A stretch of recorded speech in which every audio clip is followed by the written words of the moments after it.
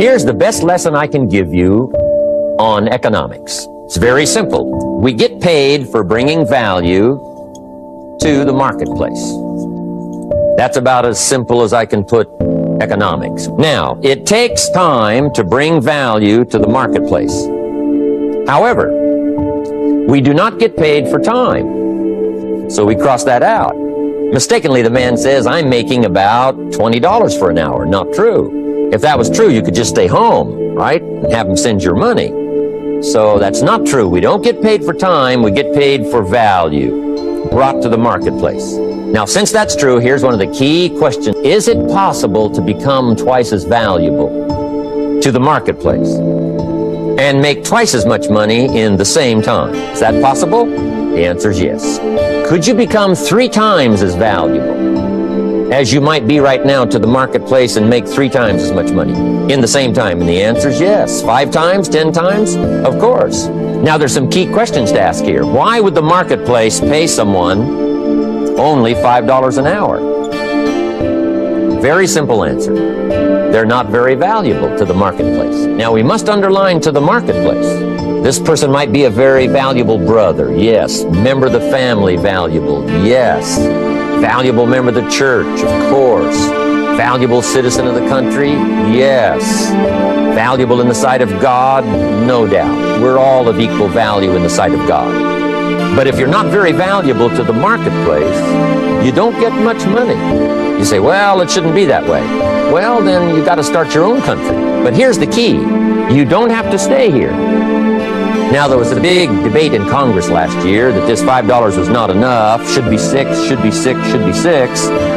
But we don't need legislation. 6 is already on this ladder, the next step up. You know, if you work for McDonald's, they'll pay you $5 an hour to take out the trash. If you whistle while you take out the trash, they'll pay you $6 an hour. So we don't need legislation. You just need to take lessons on how to whistle. Have a good attitude. Now, as you begin to climb this ladder, why would the marketplace pay some people $50 an hour? Answer, evidently, they must be more valuable to the market, 10 times more valuable. And is that possible for someone to be 10 times more valuable and earn $50 an hour instead of 5? And the answer is yes. Now, why would the marketplace pay some people $500 an hour? Evidently, this person must be much more valuable to the marketplace. That's what's important to understand, to the marketplace. And would the marketplace pay one person $80 million for 1 year's work? And the answer is, of course. If you helped a company make $1 billion, would they pay you $80 million? I'm telling you, it is possible. And that's why this financial ladder is so exciting.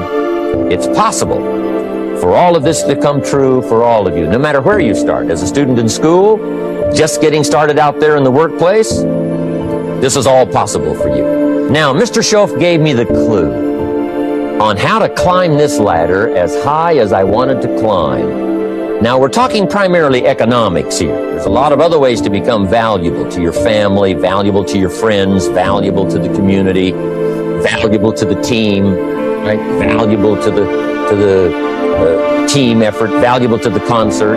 But here's what he said to me. In climbing this ladder economically, all you have to do is work harder on yourself than you do on your job. Once I heard that, it made sense to me.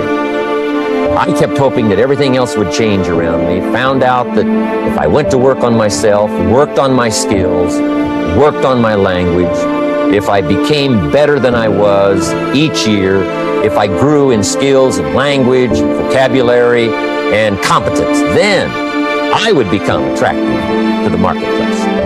Not very long ago, a company called me and said, Mr. Rohn, we're expanding internationally. We'd like to have a bit of your expertise to help us. Would you give us a bit of your time? We'll add some millions to your fortune. And I said, okay. And I thought later, isn't that interesting? They would call me. Then my second thought was, of course they'd call me. Who else would they call?